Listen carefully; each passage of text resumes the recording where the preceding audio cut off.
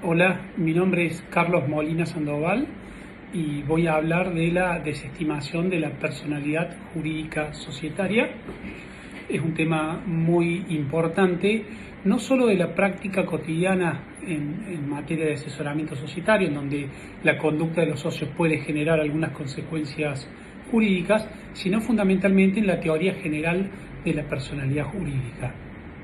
Es muy interesante también entender que desde que esta figura nace en el ordenamiento argentino a partir del año 83 y a partir de algunas otras normas como el régimen de realidad económica, de simulación, de fraude, etcétera, lo cierto es que ya en 1897 esta figura fue utilizada en Inglaterra bajo el célebre caso Salomon versus Salomon. Lo interesante de este caso, más allá del resultado final que tuvo el pleito, es que aún en ese año el caso Salomon versus Salomon tiene mucha aplicación con cuestiones que se utilizan cotidianamente. ¿En qué consistía este caso? Se trataba de un señor Salomon que tenía una fábrica de zapatos y que constituyó una company, una sociedad que requería en ese entonces un número mínimo de miembros de 7 socios. Entonces el señor Salomon constituye junto con sus familiares una sociedad en la cual se limitaba la responsabilidad y después le vende el fondo de comercio, que era la fábrica de zapatos, contra una garantía, hoy le podemos decir contra una prenda o contra una hipoteca de esa obligación. Después de que se presenta la situación, la sociedad entra en un proceso de liquidación, podríamos decir un proceso concursal en el régimen argentino, y el señor Salomon procura ejercitar sus derechos privilegiados derivados de esta venta del fondo de comercio y cobrar con preferencia a los demás acreedores.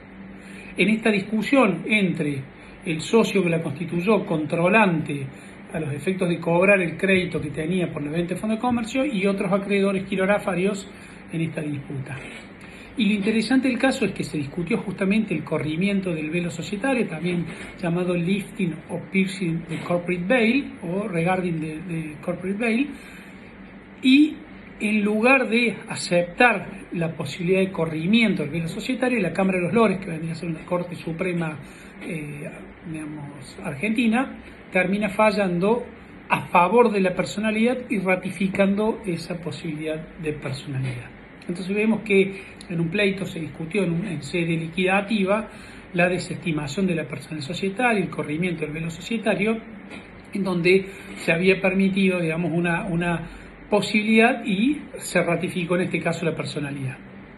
Habría que ver cuál sería la suerte en este caso frente a unos jueces argentinos. Es interesante entender que en el sistema inglés y en el sistema americano básicamente existen dos tipos de aplicación en lo que es la desestimación de la personalidad jurídica. Un caso de aplicación legal, en donde tiene que ver con el número mínimo de miembros, en donde hay un comercio, una actividad errónea o fraudulenta, en donde se generan sociedades gemelas, o donde, digamos, se describe inadecuadamente el tipo societario. Como ven, en el derecho americano, en el sistema legal de la desestimación de la personalidad, se mezclan algunos supuestos que en Argentina podrían tener distintos dispositivos aplicables. Y después hay muchos casos jurisprudenciales vinculados fundamentalmente con fallos jurisprudenciales, vinculados con grupos societarios, con cuestiones de trust, con fraude, con conflictos de agencia, etcétera. En algún punto, los principios que rigen en el sistema angloamericano son la interpretación estricta, que esto se aplica tanto en Argentina como en otros lugares. Esto ya lo decía el célebre juez Cardoso en 1926, donde ratificaba, digamos, y decía, las metáforas en derecho deben ser miradas restrictivamente. Pero también, fundamentalmente, la diferencia entre la personalidad societaria y la responsabilidad de sus miembros. Entonces, la mayoría de los autores y la jurisprudencia tiende a ratificar esta situación. En Argentina, la personalidad jurídica está reconocida no solamente en el artículo 2 de la Ley General de Sociedades, sino también en el sistema del Código Civil. Y se reconoce personalidad societaria. Esto es, ser persona implica ser un centro de imputación de derechos y obligaciones, que por supuesto puede tener una sustancia humana, porque a la larga siempre al final de las estructuras jurídicas hay una persona, y ahí se entran en distintas teorías generales de la imputación, en orden al antirrealismo, la teoría negatoria, etc. Pero lo importante a tener en cuenta, y a este efecto, es que la personalidad jurídica es un centro de imputación de derechos y obligaciones. Es un ente diferente de sus socios que termina siendo el responsable de esa situación. Entonces, aún en la sociedad simple, antes llamada sociedad de hechos, sociedades irregulares, en donde el anteproyecto equivocadamente aludía que la personalidad era precaria o limitada, la personalidad es plena, y lo mismo pasa en cualquier tipo societario, aún en la sociedad en formación. La personalidad se tiene o no se tiene, y cuando se tiene se también es plena, más allá que el objeto social determina los actos que pueden o no ser imputados a la sociedad en función del artículo 58 de la Ley de Sociedades. El hecho de ser persona jurídica y ser este centro de imputación determina también una denominación, un domicilio, patrimonio, inclusive se discute si puede tener honor, etc. Dentro de esta cuestión y de la estructura de la personalidad jurídica societaria, en Argentina, tanto en el 54 ter de la Ley General de Sociedades como en el 144, se incorpora esta disposición. En la Ley de Sociedades en el año 83, en el Código Civil en el 2015, y se regula esta situación. ¿Cuál podría ser el fundamento para desestimar la personalidad jurídica? Y el fundamento sería, en algunos casos, la posible causa ilícita que se pueda desarrollar, está relacionada con la simulación y con otros supuestos. De hecho, muchas situaciones vinculadas con la creación ficticia de una sociedad, cuando es un mero recurso, pueden estar emparentadas. Lo que sí hay que separar es la sociedad simulada o la simulación de la desestimación o inoponibilidad. ¿Por qué?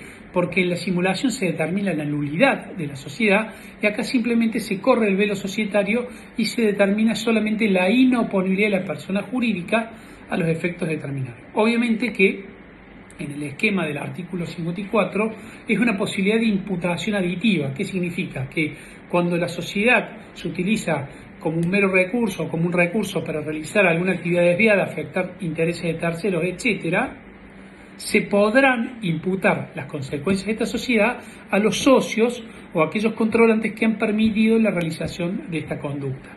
Entonces, lo que busca en algún punto es la imputación de una conducta equivocada no solamente a la sociedad, sino a los socios.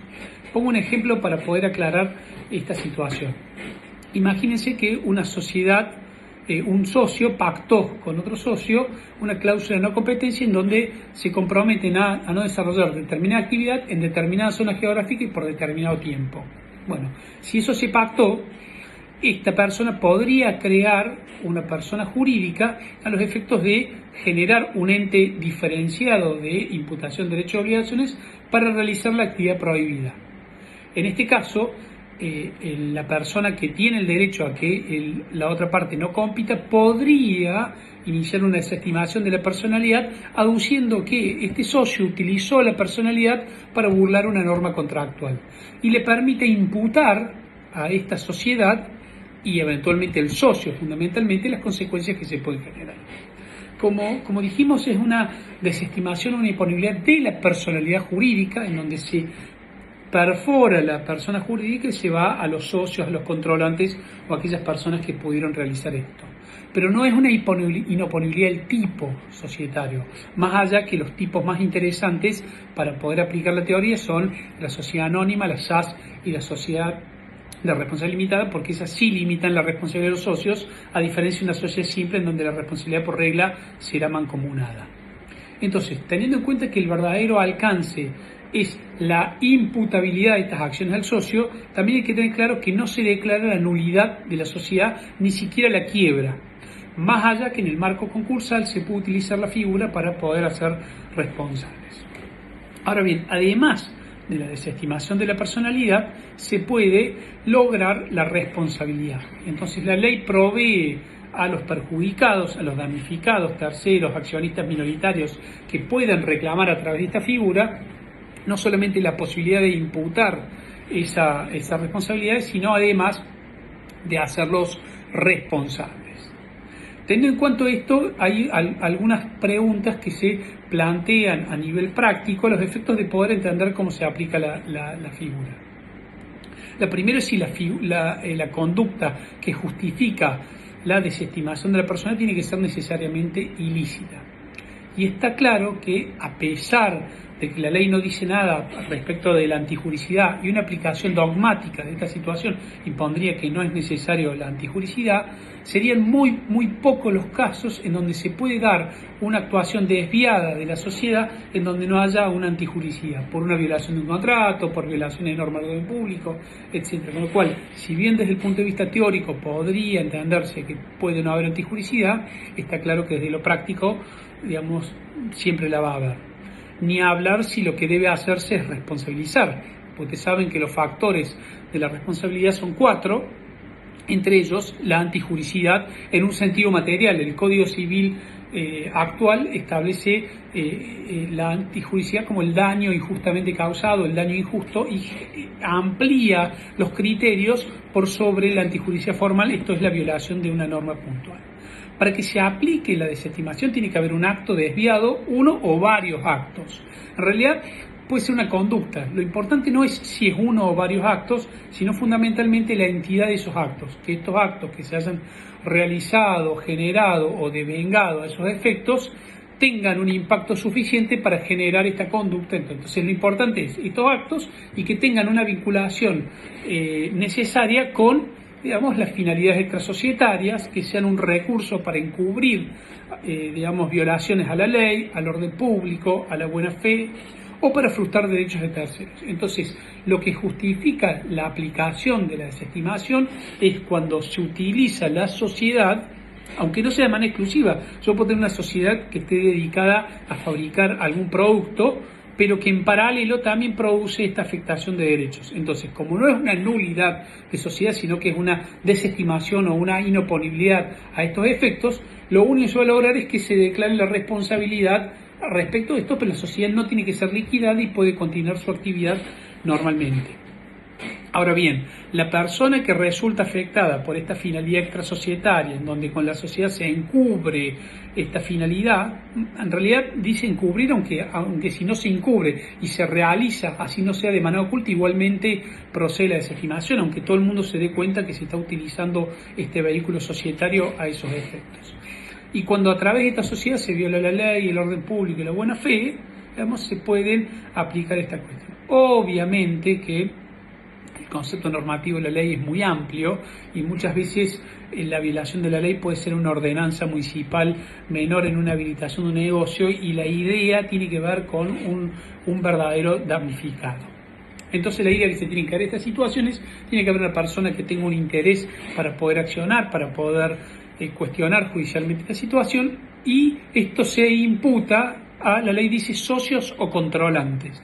Está claro que los socios son aquellas que tienen participación societaria, que han constituido la sociedad o que han adquirido de manera derivada la sociedad y que conforman, digamos, con lo que se toman las decisiones. Ahora bien, también se puede aplicar a los controlantes, a estas personas que a lo mejor, siendo socios, permiten influir en la voluntad social. La idea de controlante es la idea de dominio. ¿Qué significa el control? El control es la facultad de gobernar a la sociedad y tomar las decisiones más relevantes a través del órgano de gobierno, como puede ser la asamblea o la reunión de socios. Por ende, este control se puede dar de una manera directa a través de la tenencia de las participaciones societarias o accionarias, pero también se puede dar de manera indirecta cuando yo tengo a lo mejor un usufructo con reserva de voto, o cuando tengo una prenda de acciones en donde tengo, o a lo mejor tengo un mandato. La idea es que, o puedo tener un fideicomiso de garantía, un fideicomiso puntual a los efectos de poder tomar la decisión. La idea no es tanto que yo sea socio o controlante, por supuesto que el controlante es una figura muy fuerte, muy importante, y el control no está prohibido. O sea, el control es una figura legal lícita, es válido controlar, y de hecho no puede haber una sociedad que no tenga control. Lo que es equivocado, erróneo o inadecuado es el abuso de control. Entonces, cuando yo me abuso de ese control para poder frustrar derechos de terceros, burlar el ordenamiento o poder encubrir finalidades societarias, es donde se sanciona. Entonces, por eso lo importante es lo que dice la ley. Aquellos socios o controlantes que hicieron posible esta maniobra establecida. Como dijimos, las dos consecuencias son la consecuencia imputativa y la consecuencia resarcitoria. La resarcitoria está claro que está vinculada con una cuantificación de un daño, a los efectos yo pueda cuantificar cuál es el daño y en función de eso poder, causar o resarcir ese daño en función de los criterios de imputación. En mi opinión siempre se tiene que dar un criterio subjetivo que, si bien no necesariamente exige dolo, la conducta es muy grave y muchas veces puede estar hermanada con alguna noción de dolo o por lo menos dolo eventual. Y la otra consecuencia es la imputativa. A mí, más allá de la cuestión puntual del daño, vamos al caso contractual que recién mencionamos, a mí lo que me importa es que este socio no continúe compitiendo a través de una forma extra. Aunque entonces yo lo que busco, más allá del daño en sí, es que se evite esa conducta y que se le imputen las consecuencias de este contrato puntual. Entonces, cuando uno analiza esta situación, ve estas dos consecuencias que son claras y puntuales en el ordenamiento. Algunas cuestiones prácticas, si bien en general, en mi opinión, es aconsejable plantear la acción de la desestimación de la personalidad junto con una pretensión principal, que es el derecho burlado, la frustración del derecho, etcétera, o inclusive alguna responsabilidad puntual, no existiría ningún inconveniente que se plantee de manera autónoma como una acción declarativa a los efectos de lograr. En la práctica es más dudosa la aplicación. Se puede aplicar tanto como acción, en donde yo acciono, ¿sí?, o como excepción. Y hay un caso que es un caso de Nueva Zelanda, el caso Lee versus Lee, en donde, si bien el resultado final fue el rechazo de la desestimación, muestra de manera clara cómo se puede oponer como excepción una desestimación. El señor Lee era piloto de una aeronave, socio controlante, director y empleado. Y manejando una aerolínea, que era una aerolínea muy chiquita, donde tenía 1 o 2 aviones, tiene un accidente y fallece. La viuda del señor Lee demanda a la compañía de seguros aduciendo el cobro del seguro, atento que era la viuda de la persona que había fallecido en un accidente vinculado con la actividad aeronáutica.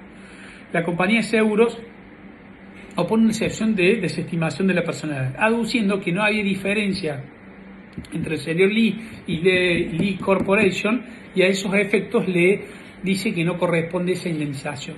Si bien la Corte terminó ratificando y hizo procedente la acción y se indemnizó a la viuda del señor Lee, lo interesante es cómo se plantea como excepción a los efectos que yo digo que lo que yo estoy tratando de reclamar no lo puedo hacer porque tengo esta estructura societaria a esos efectos. Entonces, en ese sentido se establece. Entonces aparecen temas conexos como la prescripción, que en principio debería ser la misma prescripción que se establece en el sistema general, aparecen los cauces procesales, inclusive en materia laboral, en donde es muy común la aplicación de la desestimación de la personalidad, se cuestiona, a mi juicio bastante, válidamente, si se puede oponer en la ejecución de sentencia. Estamos hablando de un procedimiento de ejecución de sentencia, donde yo ejecuto la sentencia contra la sociedad y quiero, en este ámbito, ir contra los socios. En general, en mi opinión, no deberían hacerlo, salvo que se garantice de una manera muy adecuada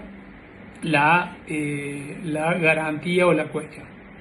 En términos generales, en lo que tiene que ver con la legitimación activa y pasiva, la legitimación activa está vinculada con la persona que puede resultar perjudicada, que tiene interés y busca esa imputabilidad, y la legitimación pasiva habría que demandar a la sociedad y eventualmente a los socios, a uno o varios.